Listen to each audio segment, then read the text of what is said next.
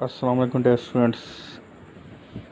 I am Mohammad Asim Sultan, lecturer in botany, government postgraduate College Atak.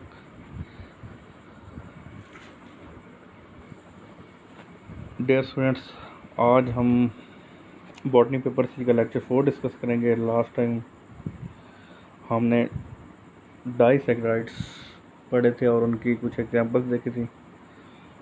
आज हम polysaccharides को detail में discuss करेंगे.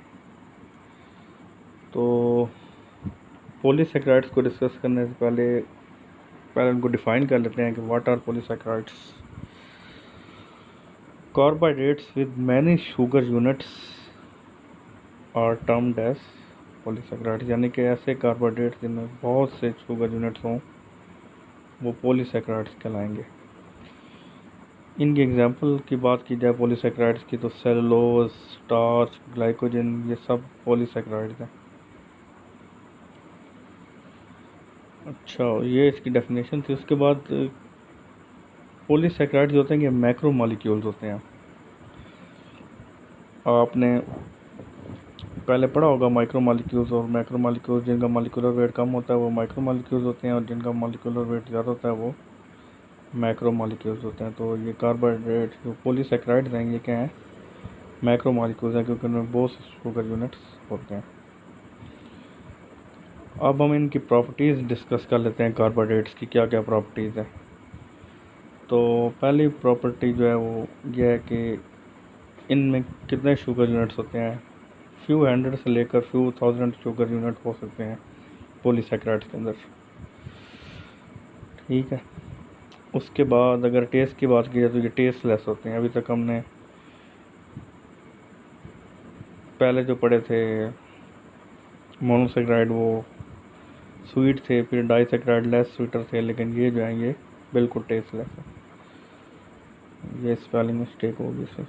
अच्छा, उसके बाद स्पेरिंगली सॉल्युबल इन वाटर हैं, मतलब पानी में थोड़ा सा होते हैं. स्पेरिंगल मैंने बताया थोड़ा सा, बहुत कम पानी में ये सॉल्युबल होते हैं पॉलीसैकराइड्स. और most abundant carbohydrates in nature है. इस बात मतलब क्या है कि पॉलीसैकराइड्स होते हैं ये नेचर में सबसे ज़्यादा पाए जाते हैं. जैसा कि आपका जो स्टार्च है ये बहुत अबंडेंट कार्बोहाइड्रेट है नेचर में, तो वो एक पॉलीसैकराइड है. फिर अगर स्ट्रक्चर की बात की जाए पॉलीसैकराइड्स के तो ये ब्रांच भी हो सकते हैं और अनब्रांच भी हो सकते हैं. ये आगे मैं अभी बताऊंगा आपको ब्रांच और अनब्रांच में क्या डिफरेंस होता है. फिर इनकी अगली प्रॉपर्टी नेक्स्ट जो है वो है कि स्टोरेज मटेरियल के तौर पर ये काम करते हैं.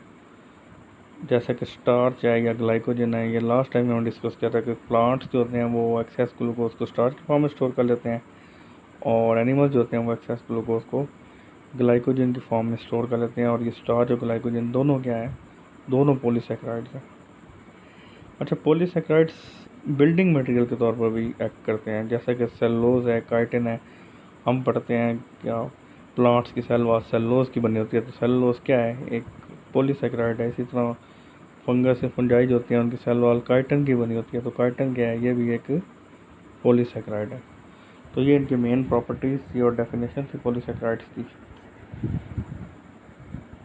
अब हम देख लेते हैं कि इम्पॉर्टेंट पॉलीसैकराइड्स कौन कौन से होते हैं. यहाँ पे मैंने 6 इम्पॉर्टेंट पॉलीसैकराइड्स का जिक्र किया है जिनको हम बारी बारी डिस्कस करेंगे.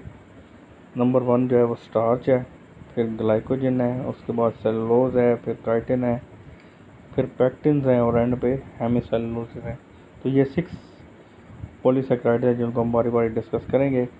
आज के लेक्चर में हम स्टार्च ही डिस्कस करेंगे क्योंकि स्टार्च की काफ़ी डिटेल है, इसके टाइप्स भी हैं. तो आज के लेक्चर में बाकी 5 जो हैं वो नेक्स्ट लेक्चर में इंशाल्लाह डिस्कस करेंगे. तो स्टार्च क्या चीज़ है, what is starch. It is a polymer of glucose, यानी कि ग्लूकोज के बहुत से मॉलिक्यूल्स लाइन अप होंगे और उनके मिलने से क्या चीज़ बनेगी, स्टार्च. अब स्टार्च की प्रॉपर्टीज़ डिस्कस कर लेते हैं.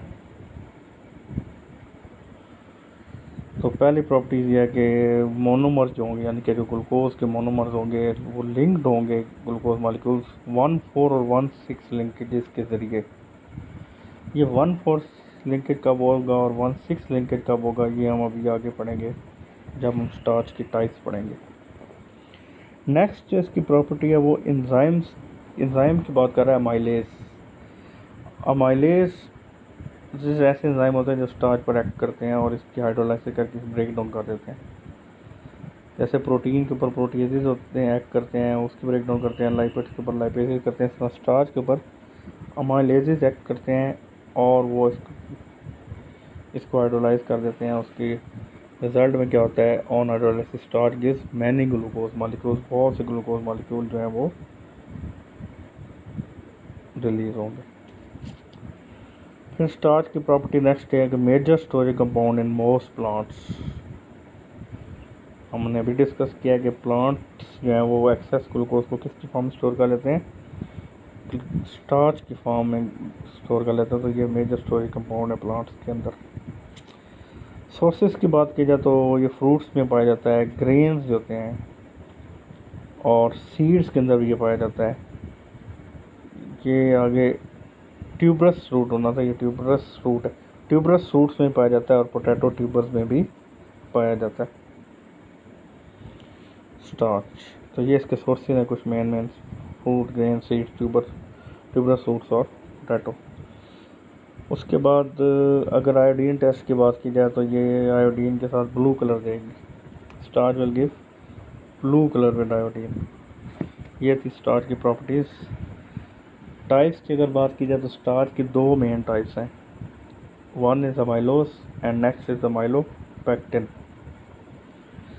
अब हम इनको बारी बारी डिस्कस करेंगे, अमाइलोज क्या है और अमाइलोपेक्टिन क्या है। पहले हम बात कर लेते हैं अमाइलोज की। तो अमाइलोज जो है ये सिंपल फॉर्म ऑफ स्टार्च है, सबसे सिंपलेस्ट फॉर्म स्टार्च की क्या है, अमाइलोज है। अनब्रांच्ड है, अनब्रांच का मतलब यह है कि ग्लूकोज मॉलिक्यूल इसमें लीनियर चेन की फॉर्म में अरेंज हुए होंगे, उनमें ब्रांचिंग नहीं होगी, बिल्कुल एक स्ट्रेट लीनियर चेन होगी। तो सिंगल लॉन्ग चेन जो होगी उसमें 1000 या इससे भी ज़्यादा ग्लूकोज मॉलिक्यूल्स होते हैं, अल्फ़ा ग्लूकोज मॉलिक्यूल होंगे। अल्फ़ा और बीटा ग्लूकोज में डिफरेंस मैंने लास्ट लेक्चर्स में आपको बताया था। तो मॉलिक्यूल्स जो हैं वो 1000 प्लस हो सकते हैं ग्लूकोज के और वो लीनियर चेन में अरेंज होते हैं अमाइलोज स्टार्च के अंदर। और ग्लूकोज मॉलिक्यूल के दरमियान जो लिंकेज होगा वो 1,4 लिंकेज होगा, जैसा कि हम पहले भी पढ़ रहे थे, लास्ट टाइम डिस्कस किया था हमने कि ग्लूकोज मॉलिक्यूल जैसे माल्टोज में डिस्कस किया था कि दो ग्लूकोज मॉलिक्यूल जब लिंक होते हैं आपस में बिल्कुल स्ट्रेट चेन के अंदर तो वो 1,4 लिंकेज होता है। तो इसमें भी 1,4 लिंकेज होगा। और ग्लूकोज चेन ये जो लॉन्ग स्ट्रेट चेन होगी ये फिर वाइंड करेगी और ये एक हेलिकल कॉइल बना देगी। तो अमाइलोज के अंदर ब्रांचिंग तो नहीं होती, लेकिन इसके जो ग्लूकोज चेन्स होती हैं वो वाइंड करके हेलिकल कॉइल बना देती हैं। अच्छा, टोटल स्टार्च की बात की जाए तो उसमें अमाइलोज की परसेंटेज कितनी होती है और अमाइलोपेक्टिन की, तो अमाइलोज ओनली 20 to 30% होती है, ज़्यादातर अमाइलोपेक्टिन होती है। अच्छा, अमाइलोज के अंदर एक और ख़ास बात क्या है कि ये रेजिस्टेंट टू डाइजेशन है, यानी कि इसके ऊपर एंजाइम इतनी आसानी से एक्ट नहीं करते, इतनी आसानी से ये डैमेज भी नहीं होती। तो रेजिस्टेंट टू डाइजेशन है और ये सॉल्युबल होती है हॉट वाटर में, हॉट वाटर में सॉल्व होगा, नॉर्मली ये सॉल्युबल नहीं होगी। Amylose stored as starch grains within the plant इसको स्टार्च ग्रेन्स की फॉर्म में स्टोर करते हैं। अमाइलोज को भी स्टार्च ग्रेन की फॉर्म में करते हैं और अमाइलोपेक्टिन को भी स्टार्च ग्रेन्स की फॉर्म में ही प्लांट स्टोर करते हैं। ज़्यादा अमाउंट में अगर देखा जाए तो ये बेकिंग पोटैटोज होते हैं और लॉन्ग ग्रेन राइस की होती है, उनमें ही ज़्यादा पाई जाती है अमाइलोज। तो ये कुछ प्रॉपर्टीज़ थी अमाइलोज की। अब हम अमाइलोज का स्ट्रक्चर देख लेते हैं। तो ये आप देखेंगे अमाइलोज का स्ट्रक्चर ड्रा के यहाँ पे आपको फिगर नज़र आ रहा है। तो अगर हम लेफ़्ट साइड वाला ग्लूकोज मॉलिक्यूल देखें फर्स्ट, तो इसकी कार्बन 1 और जो सेकंड ग्लूकोज है इसकी कार्बन 4, ये आपस में लिंक कर रही हैं और ये ग्लाइकोसिडिक लिंकेज बन रहा है। इसको हम कहेंगे 1,4 लिंकेज, क्योंकि फर्स्ट ग्लूकोज की कार्बन 1 है और सेकंड ग्लूकोज की कार्बन 4 है। तो ये 1,4 लिंकेज, इसी तरह जो सेकंड और थर्ड है उसके दरमियान भी 1,4 लिंकेज ही होगा। तो यूँ स्ट्रेट चेन में 1,4 लिंकेज के ज़रिए सारे ग्लूकोज मॉलिक्यूल्स आपस में लिंक होते जाएंगे और अमाइलोज जो है वो फॉर्म हो जाएगी। थाउजेंड्स ऑफ ग्लूकोज मॉलिक्यूल इसी तरह अटैच होंगे एक दूसरे से। और ये साइड पे आपको दिखाया हुआ है ये कॉइल, जो मैंने अब बाद में आपको बताया था कि जब ये ग्लूकोज मॉलिक्यूल स्ट्रेट चेन के फॉर्म होता है, फिर बाद में ये चेन वाइंड करती है और एक हेलिकल कॉइल स्ट्रक्चर बना देती है, जैसा कि आपको यहाँ पे दिखाया हुआ है। अच्छा, नेक्स्ट जो आज हम डिस्कस करेंगे वो स्टार्च की दूसरी टाइप है, जो कि है अमाइलोपेक्टिन। अमाइलो सिंपल थी, amylopectin most complex form of starch है। अमाइलोज अनब्रांच है, लेकिन अमाइलोपेक्टिन क्या है, ब्रांच्ड है। अच्छा, अब इसमें ब्रांचिंग है और इसमें कितने ग्लूकोज मॉलिक्यूल्स होते हैं, 1000 से 6000 अल्फा ग्लूकोज मॉलिक्यूल्स हो सकते हैं। उसमें 1000 या उससे ज़्यादा से, इसमें 1000 से 6000 नॉर्मली होते हैं ग्लूकोज मॉलिक्यूल्स। अच्छा, और सब ब्रांच जो होती है, मेन ब्रांच से जो दूसरी ब्रांच निकलती है उसको हम सब ब्रांच कहते हैं। तो सब ब्रांचेस ज़्यादा सारी निकलती हैं, तो सब ब्रांचेस में कितने मॉलिक्यूल्स हो सकते हैं, 8 to 12 ग्लूकोज मॉलिक्यूल हो सकते हैं एक सब ब्रांच में। तो काफ़ी सारी सब ब्रांचेस होंगी। अच्छा, सब ब्रांच, मेन ब्रांच काफ़ी लंबी होती है, उससे सब ब्रांचेस निकल रही होती हैं। तो एक सब ब्रांच और दूसरी सब ब्रांच के दरमियान कितने ग्लूकोज मॉलिक्यूल्स का इंटरवल होगा, वो तकरीबन 12 से 25 ग्लूकोज मॉलिक्यूल्स हो सकते हैं। तो पहली ब्रांच अगर अराइज हुई है, सब ब्रांच मेन ब्रांच है, तो उसके बाद 12 से 25 ग्लूकोज मॉलिक्यूल आपस में अटैच होंगे। उसके बाद फिर सेकंड ब्रांच अराइज होगी। इस तरह से ये फिर इसका स्ट्रक्चर कंप्लीट होगा। अच्छा, glucose molecules have 1,6 linkage in main branch, 1,4 linkage. तो मेन ब्रांच के अंदर जो ग्लूकोज मॉलिक्यूल होंगे वो 1,4 ग्लाइकोसिडिक लिंकेज के जरिए लिंक्ड हुए होंगे, जो मेन ब्रांच में होंगे। लेकिन जो मेन ब्रांच से सब ब्रांच निकलती है, तो मेन ब्रांच और सब ब्रांच के दरमियान जो कनेक्शन होता है ग्लूकोज मॉलिक्यूल का आपस में, वो होगा 1,6 ग्लाइकोसिडिक लिंकेज। उसके बाद amylose form 70 to 80% of total starch. तो 70 to 80% ऑफ टोटल स्टार्च जो होती है अमाइलोज, वो स्टार्च जो होती है वो 70 to 80% अमाइलोज की फॉर्म में होती है, अमाइलोपेक्टिन की फॉर्म में होती है। जैसे पहले मैंने आपको बताया कि 20 to 30% अमाइलोज होगी और 70 to 80% जो होती है वही अमाइलोपेक्टिन की फॉर्म में होती है, स्टार्च। अच्छा, अमाइलोज तो फिर भी सॉल्युबल थी हॉट वाटर में, लेकिन जो अमाइलोपेक्टिन है ये सॉल्युबल नहीं होती, ना हॉट वाटर में ना ही कोल्ड वाटर में। और स्टोर्ड होती है ये ग्रेन्स में, ग्रेन्स की फॉर्म में with in plant cells. Amylose भी ग्रेन्स की फॉर्म में स्टोर होती है, अमाइलोपेक्टिन भी ग्रेन्स की फॉर्म में स्टोर। अच्छा, इसकी भी एग्जांपल्स अगर देखें तो वो इसमें वैक्सी पोटैटोज आ जाएंगे। मैं बेकिंग पोटैटोज देखे थे, तो अमाइलोपेक्टिन वैक्सी पोटैटोज में और लॉन्ग स्टिकी राइस में वो जो थी वो जो थी पहले वाली वो ग्रेनुल, उस वो भी राइस में थी, ये भी राइस में होती है। तो ये था आज का हमारा टॉपिक। वो लॉन्ग ग्रेन राइस में है, ये लॉन्ग स्टिकी राइस में, तो वो मतलब ये डिफरेंस है स्टिकी और ग्रेन राइस का डिफरेंस क्या है। अच्छा, इसका स्ट्रक्चर देख लेते हैं एंड पे कि अमाइलोपेक्टिन का स्ट्रक्चर क्या होगा। तो अगर अमाइलोपेक्टिन का स्ट्रक्चर देखा जाए तो ऊपर आपको मेन ब्रांच दिखाई हुई है। अच्छा, मेन ब्रांच में आपको 3 ग्लूकोज मॉलिक्यूल दिखाए हुए हैं, वो आपस में 1,4 लिंकेज के ज़रिए ही लिंक है।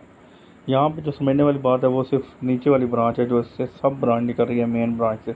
ये आपको सिर्फ एक एग्जांपल दिखाई, इसमें दोनों 1,4 और 1,6 लिंकेज क्लियर हो जाएंगे। तो ऊपर वाली ब्रांचेज में जो ग्लूकोज मॉलिक्यूल है उनके दरमियान 1,4 लिंकेज है, लेकिन जो ऊपर वाले ब्रांच में लास्ट ग्लूकोज, थर्ड वाला ग्लूकोज है, वो नीचे वाली ब्रांच के सेकंड ग्लूकोज मॉलिक्यूल के साथ लिंक हो रहा है। तो ये जो सेकंड ग्लूकोज मॉलिक्यूल का लिंक हो रहा है, ये जो लिंकेज है ये है 1,6 लिंकेज, 1,6 ग्लाइकोसिडिक लिंकेज। क्योंकि जो ऊपर वाला ग्लूकोज है उसकी कार्बन 1 लिंक हो रही है नीचे वाले ग्लूकोज की कार्बन नंबर 6 के साथ। तो जो ब्रांच के अंदर लिंकेज होता है वो 1,6 लिंकेज होता है। ठीक है जी। बाकी आगे वही स्ट्रक्चर है जो नीचे फिर सब ब्रांच के दरमियान जो आपस में बॉन्डिंग होगी वो 1,4 ही होगी सब ब्रांच के दरमियान जो है। लेकिन जो मेन ब्रांच और सब ब्रांच के दरमियान जो कनेक्ट कर रहे हैं दो ग्लूकोज मालिक्यूल, उनमें जो लिंकेज होता है वो 1,6 लिंकेज होता है। अच्छा, फिर ये आपको लेफ्ट साइड पे अमाइलोपेक्टिन की ये भी दिखाया हुआ है कि ये जब कॉइल होती है तो ये भी इस तरह का हेलिकल स्ट्रक्चर बनाती है। ये था आज का हमारा टॉपिक। इसमें हमने स्टार्च को डिटेल में डिस्कस किया है, कार्बोहाइड्रेट्स को डिफ़ाइन किया, उनकी टाइप प्रॉपर्टीज़ देखी, उनकी टाइप्स देखी, पॉलीसैकेराइड्स को हमने आज डिटेल में डिस्कस किया और डिफ़ाइन किया, उसकी प्रॉपर्टीज़ देखी और उसके बाद हमने पॉलीसैकेराइड्स की टाइप देखी। फिर हमने एक मेन टाइप डिस्कस की स्टार्च की प्रॉपर्टीज़, उसकी टाइप्स और उनकी प्रॉपर्टीज़ और उनके स्ट्रक्चर्स वगैरह। नेक्स्ट टाइम जो 5 पॉलीसैकेराइड रह गए उनको इंशाल्लाह नेक्स्ट लेक्चर में कवर करेंगे। तो यहाँ पर अब लास्ट में हम एक बार फिर इनका डिफरेंस देख लेते हैं, अमाइलोज और अमाइलोपेक्टिन का। तो ये भी आपको क्लियर हो गया होगा। सबसे पहला डिफरेंस क्या है, ये अमाइलोज सिंपल स्टार्च है जबकि अमाइलोपेक्टिन जो है ये कम्प्लेक्स स्टार्च है। अमाइलोज अनब्रांच्ड है जबकि अमाइलोपेक्टिन जो है ये ब्रांच्ड है। अमाइलोज में 1,4 लिंकेज होता है जबकि अमाइलोपेक्टिन क्योंकि ब्रांच है तो उसमें 1,4 और 1,6 दोनों लिंकेजेस होंगे। अच्छा, अमाइलोज 20 to 30% होती है टोटल स्टार्च का, लेकिन जो अमाइलोपेक्टिन है वो 70 to 80% होगी टोटल स्टार्च का। अमाइलोज हॉट वाटर में सॉल्युबल होती है लेकिन अमाइलोपेक्टिन सॉल्युबल नहीं होती, ना हॉट वाटर में ना ही कोल्ड वाटर में। आगे इनके सोर्सेज की बात की थी हमने, ये बेकिंग पोटैटोज में और लॉन्ग राइस चेन में ग्रेन में पाई जाती है अमाइलोज, जबकि वो वैक्सी पोटैटोज और स्टिकी राइस ग्रेन में पाई जाती है। तो ये था आज का हमारा टॉपिक। टिल नेक्स्ट लेक्चर, अल्लाह हाफिज़।